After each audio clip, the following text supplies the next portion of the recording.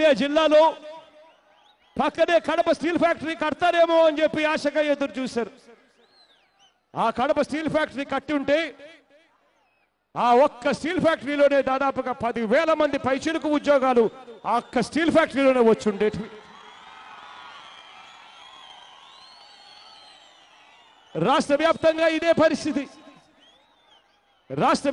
ఇదే పరిస్థితి. కొత్త పరిశ్రమలు రావు, పాత పరిశ్రమలు వరుసగా మూతపడతా ఉన్న పరిస్థితి. గవర్నమెంట్ ఉద్యోగాలు నోటిఫై చేయరు. పిల్లలకేమో ఉద్యోగం గ్యారంటీ అన్నారు. ఉద్యోగం ఒకవేళ ఇవ్వకపోతే నెల 2,000 రూపాయలు ఇస్తాము అని చెప్పారు.